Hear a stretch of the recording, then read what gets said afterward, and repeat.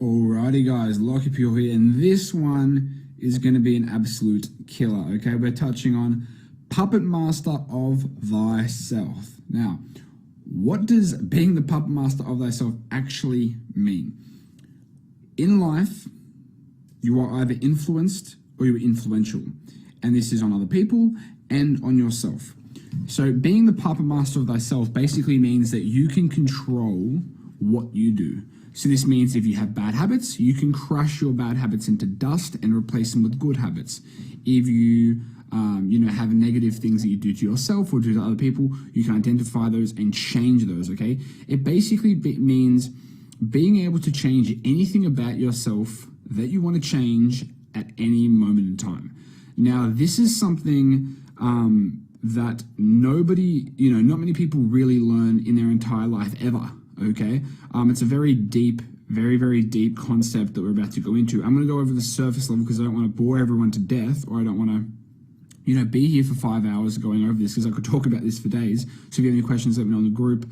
But if right now you're a bit skeptical about that statement, because it's a very bold statement, just sort of, place your skepticism aside for this video and just watch and learn, because this is how we've been able to attribute a lot of success. We haven't achieved everything we want in life so far yet, but we've achieved a lot of success in a very short period of time.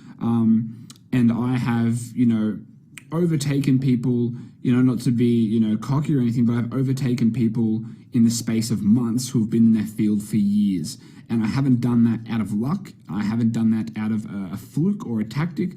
I've done that because I am able to fundamentally change my habits, my thoughts, my beliefs, my actions on a neurological level very quickly on demand to do the things that need to be done in comparison to other people. Now, I'm not perfect. I'm not sitting up here on a pedestal. I strive to get better at this every single day. However, I find that most people aren't aware of this whatsoever, let alone practice it on a daily basis extremely, intentionally. So that's what I want to get for you guys. Okay, cool. Now, a lot of people think this is sort of like some Tony Robbins positive thinking stuff, or some fancy goal setting stuff. It's none of that, all right? This isn't theory. This isn't I read a cool book and now it's positive thinking and it's all that sort of stuff, or woo-ha tactics. This is like based on primal instincts, okay? So in life, I don't want to go into religion and everything, but overall, it's been proven on an evolutionary basis that we act out of fight or flight. If someone runs up to you with a knife, you're either going to try and run away or you're going to try and fight them. And that primal instinct is so deep down inside us that we want to use that for us and use it to our advantage to be able to achieve, we want to be able to achieve things and form habits that are going to give us the life of our dreams. And we want to use our primal instincts. We want to tie our primal instincts into that so that we don't have to constantly rely on energy and willpower and things like that, okay? So this is based on evolution, and, we're changing chemical pathways and neural pathways in our brain, which I'll get to here, to actually make it way easier for us to do things and form habits that we need to not only be successful in business, but be successful in relationships when it comes down to health, dieting, losing weight, increasing our health, kicking bad habits. If you want to quit, smoking weed or doing drugs or drinking alcohol or quit cigarettes, or binge eating, whatever it is, this is the same process that people use to do those things. Now, I want to talk a little bit about the story of stolen tires, and it's gonna explain, a very key element to how we use this process to change what we want. Okay, now, I want you to picture that, you're at home, it's snowing outside, it's the middle of winter, and it's 3 a.m. and you get a call from your neighbor, okay? And your neighbor says, "Hey, Lockie," or "Hey, whatever your name is, hey, John, there's a tire sale going on, down the street, and they're giving away tires for free. It's awesome." What are you going to think? You're going to be thinking, why the hell are you calling me at 3 a.m. to talk about some tires? I don't give a shit. I'm going back to bed. Please lose my number. All right, you wouldn't care. You wouldn't care at all, right? However, let's flip it up, okay? I want you to imagine that it's 3 a.m. You get a call from your neighbor, and he says, "John, there's 3 teenagers sprinting out of your garage, holding your car tires, and they're running for the hills." What would you do? Well, you'd be flying down the stairs and you'd be running after these kids or calling the police, okay? Now, here's the question for you. What changed in that scenario? The same tires, okay? It's just tires. The guy's still calling you at 3 a.m., but you care about one scenario and you don't care about the other scenario. What is the difference? See if you can guess it. All right, the difference is pain, okay? One of them was pain and one of them was gain. Now, I know everyone's probably heard the saying, people will do more to escape pain than they will to achieve gain. It's very, very true. And that story illustrates that, okay? Because if someone's stealing your tires, you're going to be a lot more upset than if, someone's going to give you free tires, because you care more about losing things than you do care about gaining things. If everybody in this world acted in a way that was, gain oriented, they did everything to, get a better result in life and get more out of life, then, it would be a very different world we live in, okay? That's just not the case. People act on a daily basis pretty much reactively to pain. If they experience a little bit of pain, they try and dodge that and get out the way. And they do that over and over and over again. It's why most people get to the end of their lives and haven't achieved anything, because they spend their entire lives trying to avoid pain rather than basically go for gain. And this is why motivation and willpower by itself is not enough, all right? I have done everything. I have read all the books. I have watched all the motivational videos. I've, done all the stupid, crazy morning routines.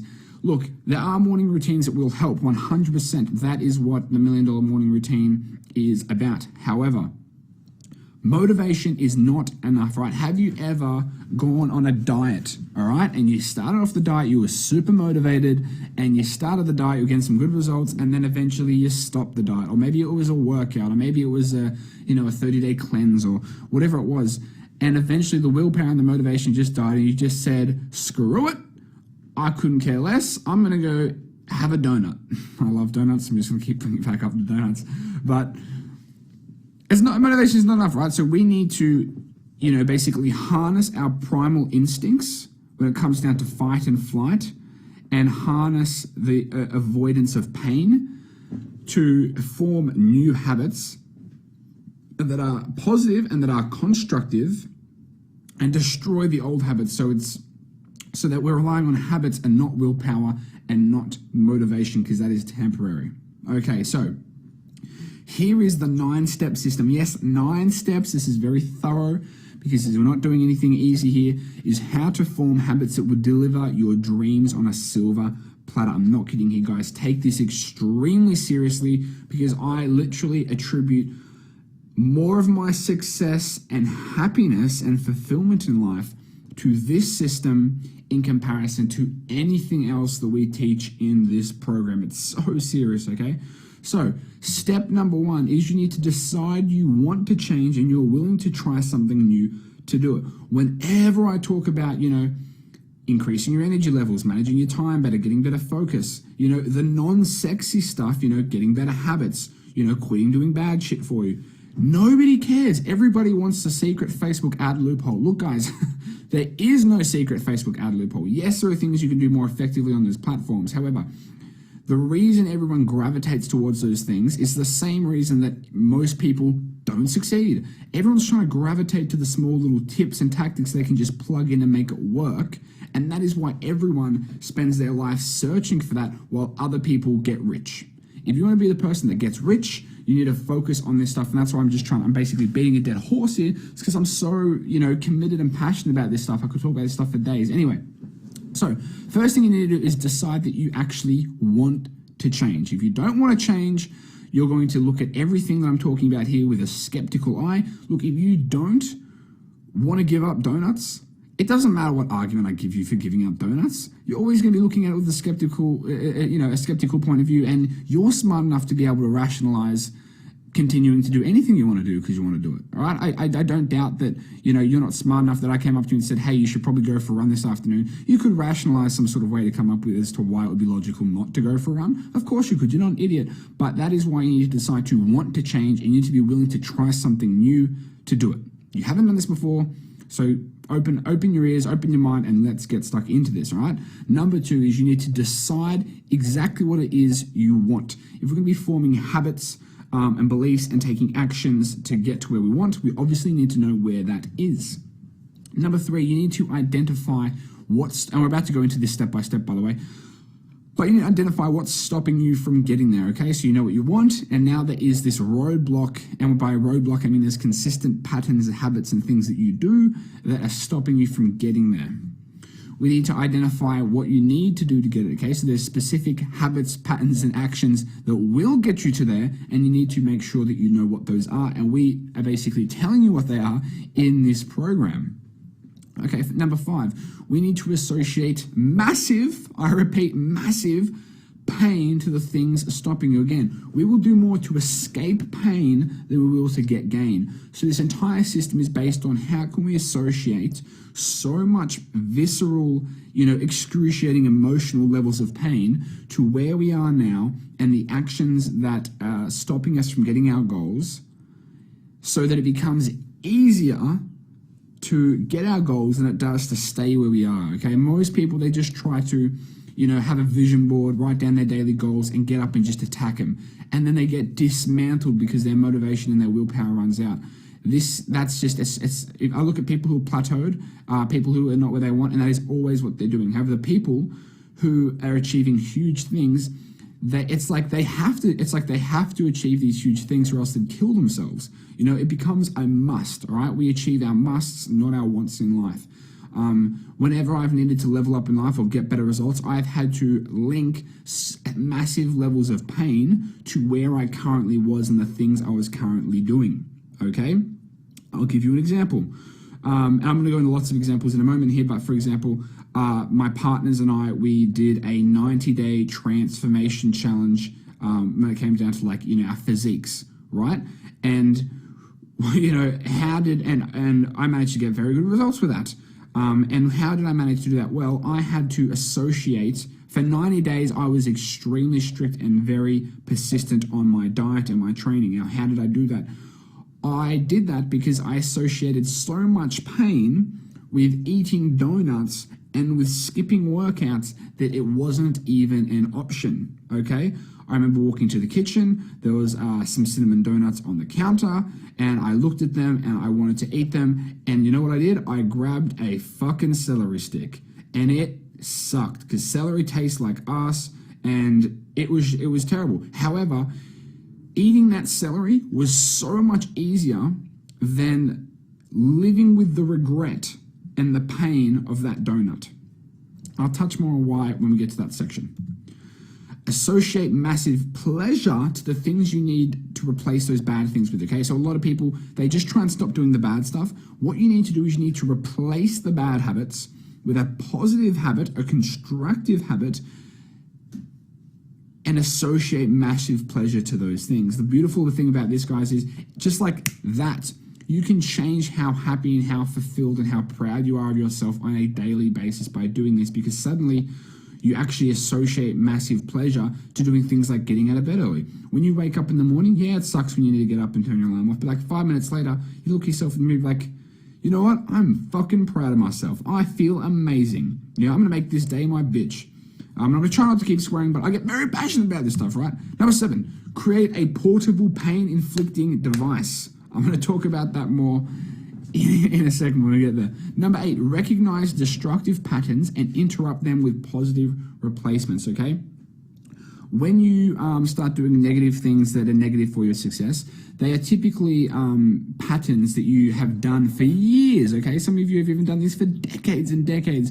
And what you need to do is recognize the chain link effect that one bad decision has and replace that one bad decision, or what I call a trigger, with a positive reinforcement. All right. And then number 9 is to condition this over and over and over and over again so we can really strengthen the neural pathways in our brain with that habit. Let's dive in. Step number one, decide you want to change now and you're willing to give this 100%. I already touched on this, but please keep your mind open and decide that you want to change. If you don't decide that you want to change, you're just watching this because you feel like you have to, click off this video and leave, because like this is for people who want to become high performers and achieve their life, right? So be willing to give this 100% energy and focus right now. Okay, cool. Step number two, decide what you want. So this is basically goal setting, a very high level overview of goal setting. We will do another video on goal setting that's a bit more particular, a bit more specific, and a bit more fine detail. But overall, I just want you to sort of decide what you want, okay? So from 30 days from now, 90 days from now, 1 year from now, I don't want you to get super specific, but I do want you to get, I want it to be relevant still, okay? So if your income, how much do you want to be earning per month? What sort of lifestyle do you want? What sort of health do you want? And what sort of relationships do you want? So for example, when I was first starting out, I set my income as $50,000 a month. I want to be earning $50,000 per month. Lifestyle, I wanted to be able to wake up when I wanted. I wanted to be able to work when I wanted, and I wanted to be able to work with who I wanted, and I wanted to be able to travel when I wanted. That was my lifestyle goals. Health goals was I wanted to have high energy. I wanted to be working out on a regular basis. I wanted to look in the mirror and feel proud of myself when I took my shirt off. I wanted to feel sexy. I wanted to feel attractive. All those things. I wanted to, feel like I'm going to have good health, when I'm, 70 and 80 years old. Relationships. And relationships is a really big one, guys, okay? Because your environment is often the reason, it's not the sole reason, because you can get out of your environment, but it contributes heavily towards your success and the way you think and the way you act, okay? If you have friends who all go to McDonald's for lunch, there's a very good chance that you go to McDonald's for lunch too. If you have friends that all go to Nando's and get chicken salads for wraps, chicken salads for lunch, then there's a likelihood that you're going to be eating much healthier lunches than the people who all go to McDonald's, okay? If all your friends work out and train, there's a very good likelihood that you're going to work out and train, okay? This is why, getting inside the community and the group and contacting and networking with other people is so important, okay? Relationships, I said I wanted to have constructive relationships. I wanted to have relationships that built me up and not teared me down. I wanted to have relationships that pushed me. I wanted to have, really supportive people that believed in me, that weren't negative, things like that. So I want you to do that for the next 90 days, 1 year, and 10 years from now, and just, it can be as generic an overview as that, but I still want it to actually mean something. So if you're going to achieve that, it would actually mean something to you. Rightio. Step 3. Identify what's stopping you from getting it. So we've talked a lot about this in the common mistakes and, bad work habits. So those are going to be the main things. But I want you to put down specific things, all right? This is more high-level overview. I want you to put down specific things that are stopping you from getting there. So, for example, poor time management. Let's get a bit more specific. Sleeping in. Not setting work hours. Showing up late to your work hours. Skipping your work hours. Not working during your work hours. It could be focus as well. So, checking your phone during your work hours, checking your email 3 times an hour, not turning your phone on silent and putting it in your drawer. Lots of different things here, okay? Lack of self-discipline, not doing what needs to be done, whether you feel like it or not. Not responding to that client, even though you should. Not sending enough outreach messages per day. Not posting in enough groups. Not even joining groups. Having big weekends. There's so many different things that you do that have a very negative impact on your income. And I'm just going to say it, hanging out with kids. Maybe you spend too much time with your kids. Maybe you spend way too much time with your girlfriend. Maybe your boyfriend or girlfriend wants to message you 3 times an hour. Okay? Now, a lot of this stuff I'm going to be telling you to stop doing, and you're going to hate me. You're going to hate me, you're going to hate it, and you're not going to want to do it. But guess what? The things that you don't sacrifice become the sacrifice. Okay? Wait, I'm not sure if I said that correctly. Anyway, there's some sort of quote like that that I obviously didn't get right. If you don't sacrifice the things you don't want, the things that you want become the sacrifice. That's what it is, guys. We're getting it. Okay, cool. It was deep in my subconscious there. All right, cool. Yeah, look, a lot of these things you're not going to want to do, and I don't want to do them, and it sucks, but it's a shitload better, and it feels way better to be able to do this stuff and, go towards your goals, okay? And you don't have to go everything cold turkey. You can, time things and use common sense to spend X amount of time with people. But, like, for example, I love my family a lot, but I just can't spend all the time with them, and I just can't have them being able to call me whenever they want to call me. So I have specific times I'll go and see my family. And guess what? When I'm with my family, I am way more present with them than anyone else is. Because when I'm with my family, I'm with my family. And nobody from work can contact me. I'm not checking emails. I'm not scrolling through Facebook. I'm not checking my DMs, whatever it is. I'm with my family. And it's the same thing you need to have with your kids or with your partners or with your friends. When you're with them, you're with them. When you're not with them, you don't think about them. Okay? You focus on this. So you need to identify what's stopping you from getting here. There's going to be a few specific things here, guys, that just jump out of you in terms of your life. And you need to write them down as specifically as possible, okay? So maybe it's, for example, with health, maybe it's bad food. What are you having every day in the morning for breakfast? Is that killing your focus for the day? Okay, write that down. Is it late nights? Are you drinking a lot of alcohol? Are you feeling hungover the next day? Are you drinking a lot of coffee and crashing in the afternoons? And maybe your work hours, you set them from, 6 p.m. to 8 p.m. and you feel like shit at the end of the night because you've been drinking coffee all day and now your brain wants to collapse. Relationships. I can guarantee you right now, you know some people that need to be cut. All right, and this is getting real. This is some real talk here, but this is what it is, guys. Getting the life that you want is not an easy thing. All right, there's some family members that need to be cut for sure. Okay, there's some co-workers that you need to stop spending your lunch times with. There are some co-workers that you need to stop making small talk with because they don't think the same way as you and they don't want the same things as you. And if you tell them about your business, they're going to have their bullshit negative opinions and limiting beliefs and self-doubts, and they're going to self-doubt all over you. Okay? So list these things as specifically as you can think of. And we've already covered a lot of them, like shiny object syndrome, bad work habits, not managing your time, lots of stuff like that. Wanting to stay inside your comfort zone, for example, not researching content, not posting in Facebook groups, not speaking, not doing enough outreach, pretty much anything related to getting clients, it should be listed on here. Step 4, identify what you need to do to get your goals. Okay, so income, for example, you need to say no to things. If someone's like, oh man, I just got this brand new cool business idea. Nope, I'm focused on this. Delete distractions. Social media notifications coming up and slapping you in the face while you're in deep work. Cut it out.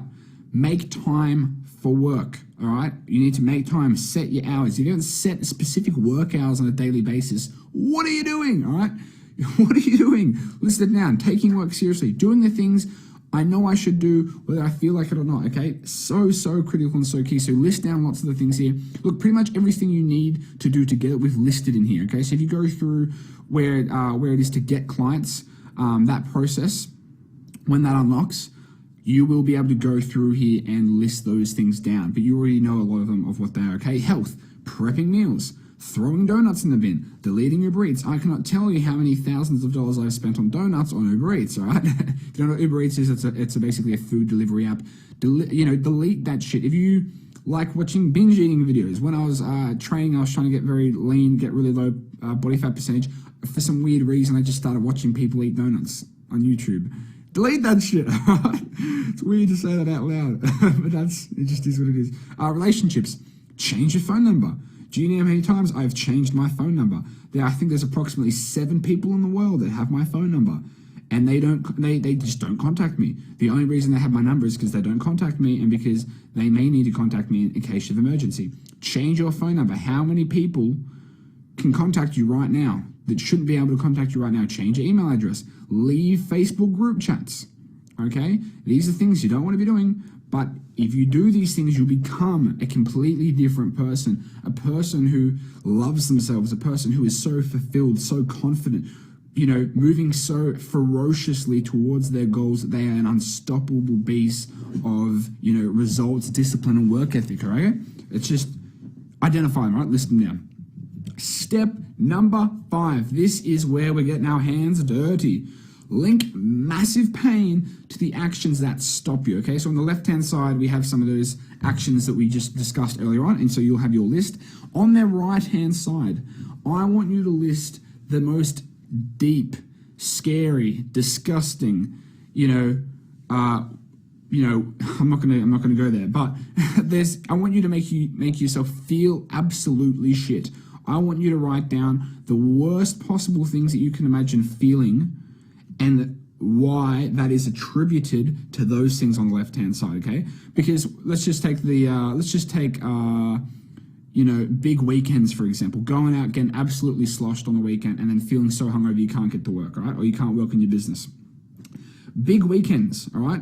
What does that mean for me? What sort of pain, how is that going to make me feel about myself now?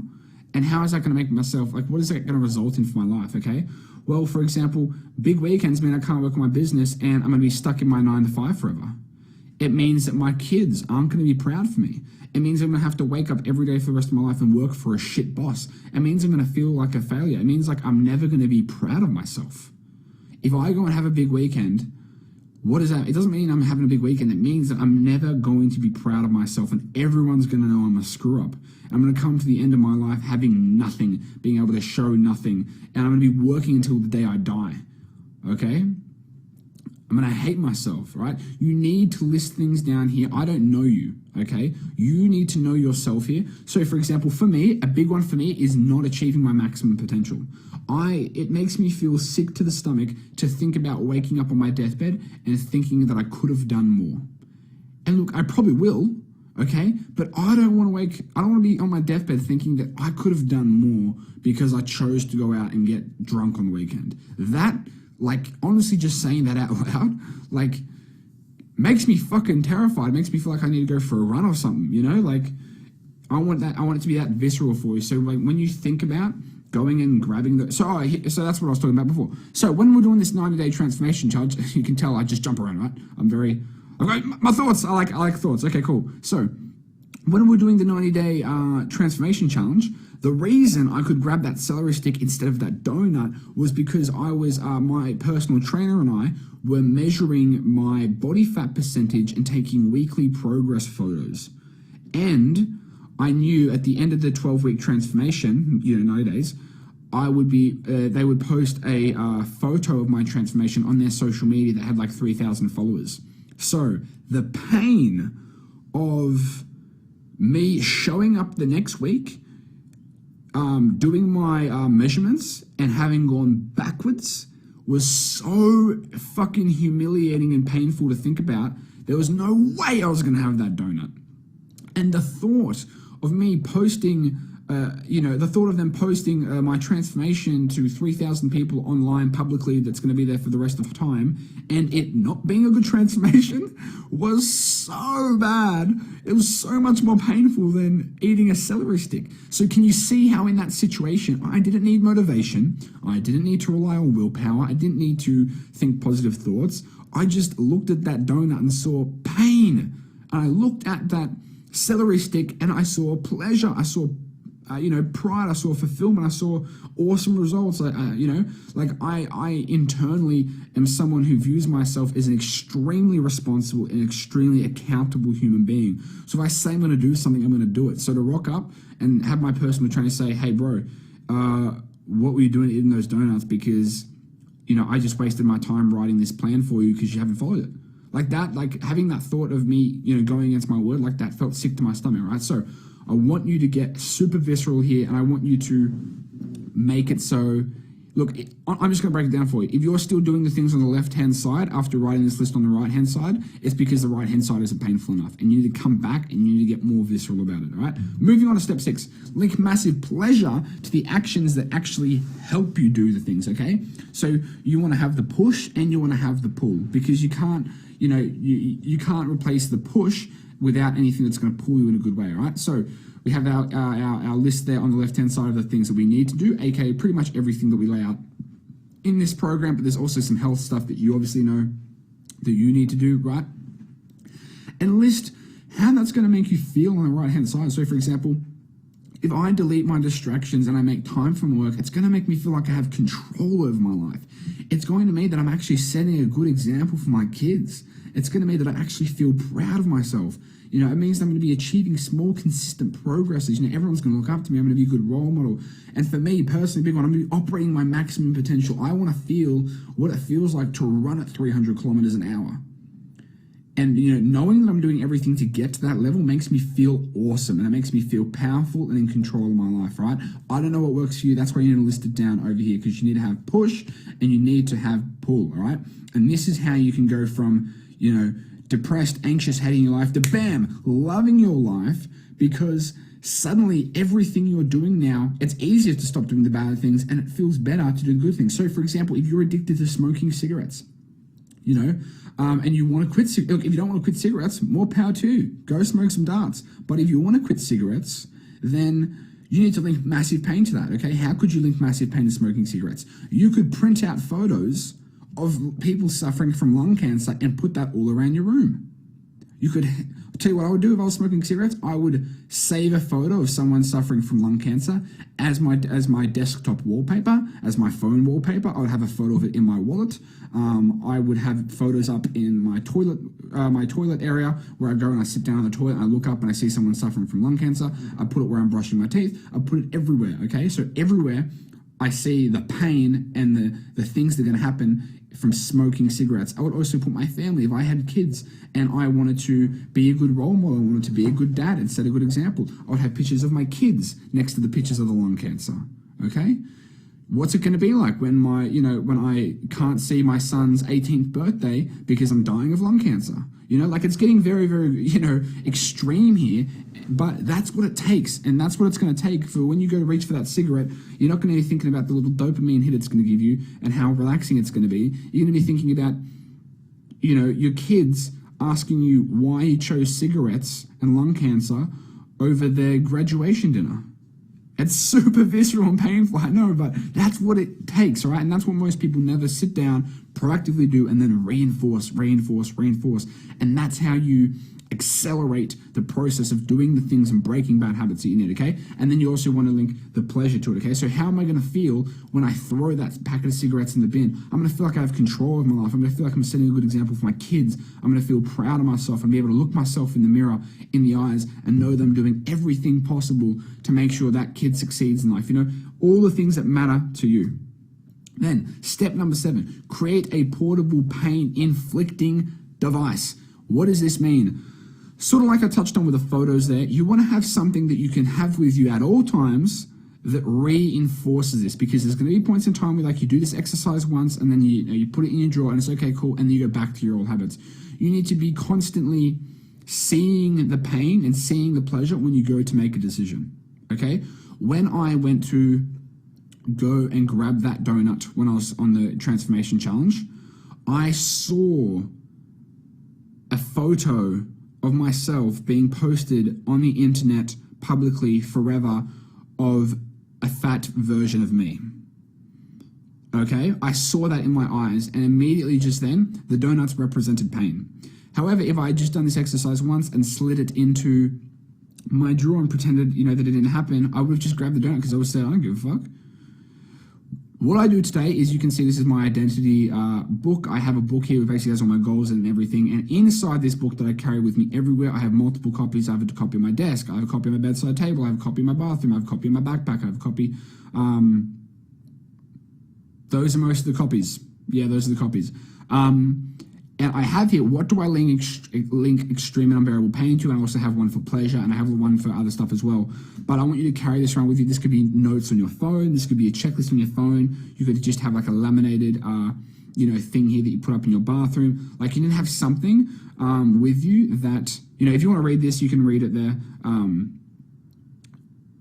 That you carry with you at all times. Okay, now mine's a lot more high overview, and I'm talking more about linking pain to not living up to my standards and my values, because I also go into a very in-depth thing in this book as well, where I say exactly what my standards and my values are. But you want to get a little bit more, you want to get visceral basically and say, what is it? I link extreme pain to not waking up at 4 a.m. or whatever it is, okay?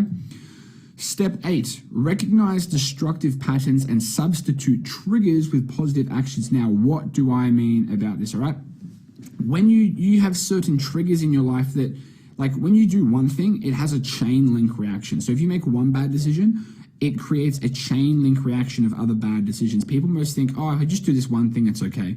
But that one thing leads to heaps of things. And those heaps of things link to more heaps of things. And it's like a negative downward spiral, okay? I'm going to give you an example here. So this is one that I have in my own personal life. So I'll be at work, I'll put in a really long day. I'll get home, I'll be tired, I'll be wanting to go to bed, and I'll be having my dinner, and I'll think, all right, I'll warm up my dinner in my container. I think, all right, where am I going to have my dinner? and I think, oh, I'll just go sit in front of the TV. I think, and your brain, all right, guys, your brain is the best salesman you will ever run into, because your brain knows exactly what to tell you to convince you to do bad shit for you, all right? Oh, you've earned it. Oh, you deserve it. You've worked your ass off for that. Oh, well, you haven't done it in 3 days, so you may as well do it today. Your brain knows exactly what to say to get you to do stuff. So my brain will say, oh, you've earned it, right? So what will I do? I'll go sit down in front of the TV and I'll eat my dinner in front of the TV, all right? So the you've earned it is the trigger, all right? We need to recognize that you've earned it is the trigger, and then the chain link reaction that comes after that. So I'll go and eat dinner in front of the TV. And because I'm eating dinner in front of the TV, well, I got to order donuts on Uber Eats because I'm watching TV and I'm eating dinner. I may as well get some donuts, as a bit of a dessert, all right? So then I'll eat donuts, all right? And then if I'm eating donuts and watching TV, I'm going to stay up late and I'm not going to go to bed because I just want to finish off this. I just want to finish off this movie or finish off this episode, whatever it is. And then if I go to bed late, I'm going to sleep in the next day, all right? And if I sleep in the next day, I'm going to feel tired and laggy throughout the day. Plus, I also had donuts the night before, so I'm not going to work out the next day. And if I'm not working out, and I'm not training, well, there's no point of eating a good post-workout meal or eating good food, so I'm going to start eating bad food instead of healthy food. And if I'm eating bad food, then I'm going to do lazy and unfocused work. And then if I'm doing lazy and unfocused work, I'm not going to discipline my food. And it's just like this negative spiral that keeps going and going and going and going. It's like this spinning top, right? And this all started, all right? My business is now suffering because one night before dinner I said, you've earned it. Now, I know I'm being very pedantic and very extreme, and you're probably thinking, oh, right, Lockie, well, are you just supposed to not enjoy life? Are you just supposed to cut out everything in life and not do anything? No, I'm not saying that. You can balance these things, right? But I want you to be aware of these things, okay? I can still balance this, right? I can say, all right, let me, I'll watch one episode of this, not order any Uber Eats and go straight to bed, because I realize I'm doing it consciously because I know what's going to happen next. And let's just say that I get down into staying up late. If I'm staying up late, I personally know that it means I'm probably going to sleep the next day. I'm not going to work out. I'm going to eat bad food. And so I can recognize that and say, okay, fuck, I stayed up late. I gave in. But you know what? I'm going to wake up on time and I'm going to go train. I'm not going to give in and let this negative spiral keep affecting me. And most people don't realize these negative spirals. They just continually move throughout them. So step 8, this is still step 8. Recognition is key. So we need to recognize that trigger, look at the destructive habits in your life that you need to recognize and, see how that affects you basically, okay? So on the left-hand side, we have that example, and on the right-hand side, we have constructive patterns. So this is how I would do it if I was, when I recognize it, for example. So you've earned it. Okay, boom. I have that thought. Immediately I recognize in my mind, all right, my mind's trying to mess with me here. It's trying to tell me that I've earned it. Normally I would go and eat dinner in front of the TV. I need to break the pattern. This is a big one, guys. Break the pattern. So when you get a trigger, for example, if you have anger management, if someone tells you to go fuck yourself and, you've got anger problems and you're about to punch them in the face, and, if you punch them in the face, you get into a brawl, and then you're going to, the police are going to be after you, and then it's going to cost you money and fines, and then, a downward spiral, right? You need to recognize the fact that someone just told me to go fuck myself, and now I need to break the pattern. You need to break the pattern by doing something that you would never normally do, okay? So in that instance, you could say, hey man, thanks for that. Or you can even compliment the guy. This is a big one. With our account managers at our marketing company, I told them you need to break the pattern. If a client tells you something rude, don't respond with being rude. Respond with a compliment. If a client says, hey, look, I told you about that 2 weeks ago, where is it? Instead of saying, oh, I already sent it to you, you just didn't respond to me, say, hey, I completely understand. You know what? You are really, really on the ball. I did send it to you, but let me send it to you again. Suddenly, bam, that changes the dynamic from, feeling grudges towards this client, then treating the client negatively, and then the client getting more upset, and then you having to deal with a more upset client, and then the client canceling, and then losing money, and then having to deal with the manager because you lost the client. Like it destroys that negative pattern. Instead, you can do a positive pattern. So for example here, you've earned it. Okay, boom, recognize that my brain's trying to trick me. Instead of eating at the TV, I'm going to go eat at the dining room table. Okay, I'm going to go eat at the dining room table. If, for example, in your relationship with your girlfriend or your boyfriend or whoever it may be, if they say, for example, if they call you out on something or they try to bring a problem up and you start to get emotional and you guys are about to have a fight, instead of going into your normal pattern of fighting, say, you know what, screw it, babe, I'm going to buy you some flowers, let's go watch a movie, and just buy her flowers. Or let's just say you guys are giving each other the silent treatment. Buy her flowers and rock up with flowers and just go, bam, interrupt that pattern, and suddenly, instead of continuing the silent treatment, you're instantly going to go back into lovey-dovey mode, and it's all good. You know, but you need to recognize this stuff. So instead, I'll go eat dinner at the dining room table, and then I'll just listen to some music and an audiobook instead to get my mind off work or to relax instead of watching TV. Because, you know, one song doesn't have an hour-long time commitment like a movie. And then I'll go and have a shower or a bath, and I'll just go to bed. And the next day, I'll wake up on time, then I'll work. That means I'll work out, and that means I'll eat good food to support the workout. And good food supports good work, and I'm going to get killer results. I'm going to feel amazing about myself because I ate dinner at the dining room table. So then the next day I'm going to eat dinner at the dining room table, and it reinforces this pattern over and over and over again. So I hope you guys can see this, all right? I want you to sit down with your life and look at what triggers are creating negative patterns in my life, and how can I replace that with a positive trigger that's just going to shock me out of that pattern that I would never think to do before. Step 9, condition your brain over and over and over again. So let's dive into this, all right? This ties back into the neural pathway. So what we're talking about doing here isn't some mumbo-jumbo, theory stuff here. This is what we're doing is we're chemically changing neurological pathways within our brain and reinforcing and building things, okay? So if you look on the left-hand side, this is basically a picture of the cells and things in your brains, and you can see that some of these have connections and some of them don't. So the ones that are obviously lighting up orange, they're connected, and the other ones don't. Each time you create a new habit or you take a new action, your brain links a sensation to taking that action. So the reason why you instantly and immediately, without thinking about it, go to grab your phone to refresh your news feed, because your brain has associated pleasure with refreshing your Instagram or your Facebook or your email, because it shows it's something new and exciting every time, okay? They've literally brainwashed you, these platforms. And they did it to me too, okay? But it's okay. We can use that. We can monetize that. It's good. So that is why, every single time you take that action, you reinforce that neural pathway in your brain, and that pathway gets thicker and thicker and thicker. Think of it like a wire.